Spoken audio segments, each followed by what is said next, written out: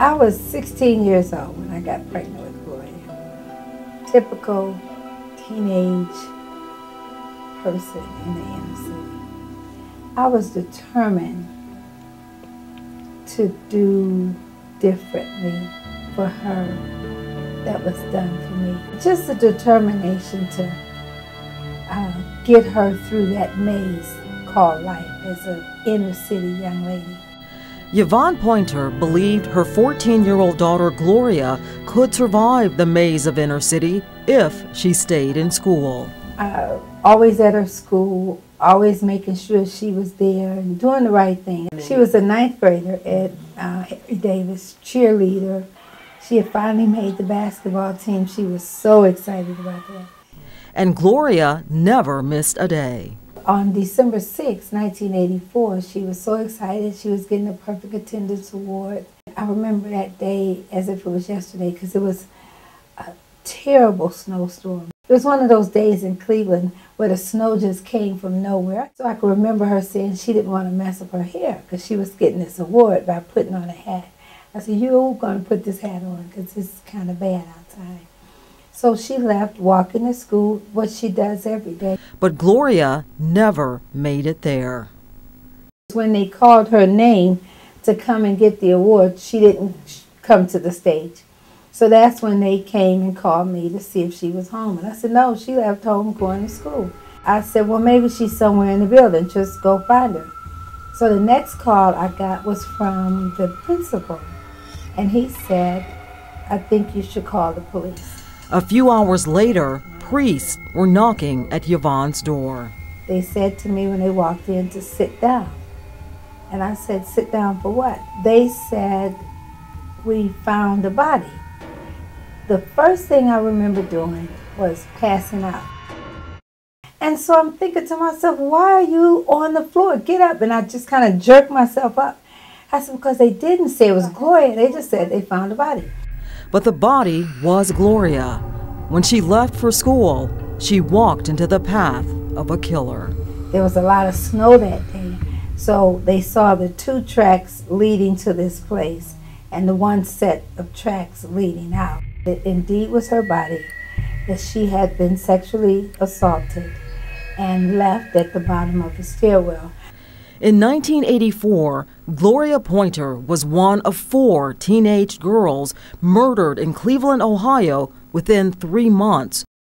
I just stood over the casket and I pulled the cover back and I'm just trying in my mind to wrap my brain around what had happened. I was trying to be so careful to get her through the maze. I thought about everything that had went into this life for it just to end up in a casket. It just did not make sense. So I said, well, Gloria, I promise you this as I stood and looked in the casket. It's not going to be in vain. I promise you. At that moment, a mother who lost a child vowed to save others. What I realized was that someone had to protect children. And I started looking for the person that would do it. Over a period of time, I became the person who I was looking for. Yvonne went to schools to talk about what happened to Gloria and to teach children how to stay safe through the Stranger Danger program. She helped form the city's Midnight Basketball League to give kids a safe place to play. That's God. That's God. That's God. And Yvonne became an inspirational voice for child safety and for families victimized by violent crime. Even my journey, my process began with a lot of pain. And the further back I went, it was very painful. Please welcome Mrs. Camille Cosby. Yvonne's work to save children put her in the national spotlight, and she received numerous honors from around the country, including the Essence Award. Mommy, speak for me. Tell the world of the pain that I felt with the blow to my head as my body was left lying in the rain. I accept this Essence Award on tonight on behalf of every innocent child that lies in a premature, cold, and isolated grave. I don't stand here in glory, but I stand here between pain and joy. Sometimes we take for granted this precious thing called life. We assume that it is guaranteed to us, but I tell you tonight, it is a gift. And if we don't start acting like it, God is going to reveal himself to each and every one of us. Our children had a right to live. Our children had a right to live. No one has a right to take another life. But don't hear me. Hear the cries from those cold graves. Thank you. She appeared on Oprah Winfrey's talk show and many others. And her story was featured in several national magazines like Heart and Soul. Yvonne used the money from speaking across the country and from writing several books to establish the Gloria Pointer Scholarship Fund to help kids like Gloria stay in school. But that's not all. The more I got to speak and sell books, the more I talked about the miracle of Anthony finding the paper. Fast forward to 2003, 19 years after Gloria Pointer's murder, to Ghana, West Africa. There was a boy in Ghana, West Africa, that was questioning the existence of God. His name is Anthony Tay. He's 17 years old, and he's very poor. I have nobody to help me. He's saying to God, you can't be real, because I'm hungry enough to die. Don't have no food and no money for school. And while he was telling God he didn't exist, he looked down on the ground and there was a piece of paper in Africa about Gloria Pointer's homicide. I was walking along the road and I saw a little paper containing the story of Gloria and her mom. It was the story published in Heart and Soul magazine 7 years earlier. He found the paper in 2003, Donovan. It was written in 1996. So 7 years, this paper had been somewhere. Yeah. But it found itself on the ground at his feet when he said to God, prove it. It wasn't even the whole page. It was just a corner of it that had just enough, my picture and a little bit, but in the bottom was my mailing address, my P.O. box, at the feet of a boy who's looking up to heaven and saying, why don't you help me? And so I can see God saying, I need somebody to help him. But who would do it? Yvonne will. I thought of it for some time, and something touched me that why not I write this lady? A few weeks later, Yvonne received this letter from Anthony in the mail. I went to my post office box and I received an envelope from Ghana, West Africa. Well, I didn't know anyone from Ghana, so I was going to throw it away when the thought came to my mind, and I knew it was God that said, open it. I wrote and told her how I found the little paper on the street, because it doesn't contain the whole story, but just a few this thing. So I wrote her and tell her about the story, how I got the paper, and if she can give me an aid to further my education. To make sure his story was real, Yvonne wrote back to Anthony and asked for proof. The first thing I did, thank you, was ask him to send the paper that he found. If you found a piece of paper on the ground about Gloria Pointer, show it to me. And sure enough, a few weeks later, here comes this dirty, crumpled, wrinkled piece of paper. At that moment, a relationship began between Yvonne and Anthony that would not only change their lives, but many others.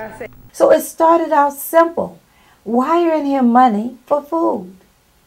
And he was in school. We were able to pay what they call the school fees because there's no free education there. So if children wanted to go to school, they need someone to help. The more money Yvonne raised here, the more children she helped there. I sent books, and they would send back pictures where they're in front of hundreds of kids holding the books up, or they had bags of rice that we were buying, and they showed the kids with the rice, and they were documenting everything that they did. Yvonne's donations also helped Anthony continue his mission in Africa. He was in Africa working with children. Like I'm in Cleveland working with children, and he was only 17. Anthony traveled to villages to educate teens, especially young girls, about rape, HIV, and AIDS. A year after help started coming from Yvonne, Anthony had a dream. He said he was asleep one night when God told him to name what he was doing in memory of Gloria. I was praying about this for some time, about 3 months, and later I decided that I would like to form the Yvonne Pointer team. They were going throughout this country speaking in Gloria's name. Gloria Pointer, we say sorry for the atrocities you faced in life. And singing about Gloria's homicide, a teen from Cleveland who became the symbol of a movement in Africa, that every child has the right to good health, education, and a violence-free society. Gloria died so Anthony can find the paper so the people in Africa could be helped. This was going on for 5 years, nonstop, before they invited me to come to Africa. Every year at the anniversary of homicide, they would have a big celebration. And everything was fine except I didn't have the money to go. That's when Yvonne received a call from actress Queen Latifah's camp that she had been nominated for the Corvation Award. They had 5 women from around the country who were making significant impacts in their community. So they flew all 5 of us there to a ceremony in New York where the Corvation winner would receive a $15,000 award. I was thinking as I sat there, I said, you know, God, if I win this, then I'll have money to go to Africa. And so when she went to the microphone, she announced that I was the winner. We're in Amsterdam waiting to go on to Ghana. With the money she won, Yvonne joined a group organized by a college administrator for a 12-day tour of Ghana. There, she would meet Anthony Tay face to face and see how he's keeping Gloria's legacy alive. God bless you, everyone. I bring you greetings from Cleveland, Ohio, in the United States of America.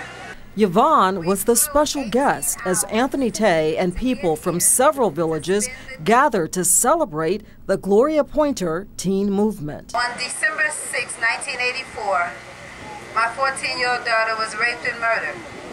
But since then, God has given me so many children around the world, including Anthony Tay and members of the Gloria Pointer teen movement. From speeches, including a dramatic reading from Yvonne's book, Mommy, Speak for Me. Maybe you can get someone to tell you why children are abused in the world today. Mommy, speak for me. To dancers and rappers, with Yvonne joining in. To Yvonne's presentation of gifts. Our school activity. Thank you very much. It was a celebration of an answer to Anthony's prayer. I think at that moment it just hit him that all of this is real. You know, here's this. God really answered his prayer. God answered his prayer. Somebody, somewhere, bigger than you and I, put that paper on the ground in Africa just to prove to a little child that yes, I do exist. Yes, I do care that you are hungry. And yes, I will feed you. that simple. Yes, I will. Even if I have to go all the way to America to get somebody to do it. It reminded Yvonne of what Gloria would say when she was alive. My mother would do it. Those are her exact words. When they needed somebody, oh, my mother would do it. Anthony needs somebody to feed him. My mother would do that. My mother would do it. Yvonne Pointer, a mother who lost a child, fulfilling her vow to save others in Gloria's name. What I know to be a fact is that promise that was made over the casket is being fulfilled. That her death is not in vain. Say goodbye. Anthony Tay's prayers were answered, and after nearly 30 years, Yvonne Pointer would finally get an answer to her prayers. Hernandez Warren. In May of this year, Hernandez Warren was arrested and charged with aggravated murder in Gloria Pointer's death. Rape kits that sat in police storage for years were finally sent to the state crime lab for DNA testing, and Warren was linked to the crime. It is such an emotional high and a devastating low. I talked to Yvonne shortly after Warren was arrested. Ultimately, I felt as if that information would provide me with this great sense of closure, when in actuality, it opened up more questions.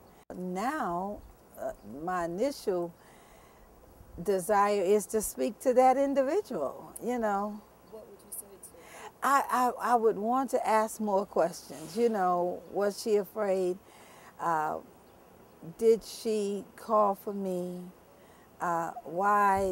If maybe this person holds a clue for what we can look for in a next case to prevent it from happening. For now, Yvonne reflects on her journey since Gloria's death. There were days when I said, that's enough. But every time I reached those depths and those lows, God would do something so miraculous, like the kids in Africa, or Queen Latifah, or Oprah Winfrey, or Denzel Washington, until I would dust myself back off and say, okay, I can go a little further. It was one step at a time. And what would her daughter think? You know, when she was a little girl, she was always volunteering me in her school for something. And her famous line was, my mother will do it. So I can see her up there now saying, I told you my mother would do it. Who's got next? Next is the Gloria Pointer Teen Movement Education Center being built in Ghana, West Africa. Yvonne was there when ground was broken in January. It's set to open in 2014. I'm Lorna Barrett with news for your soul.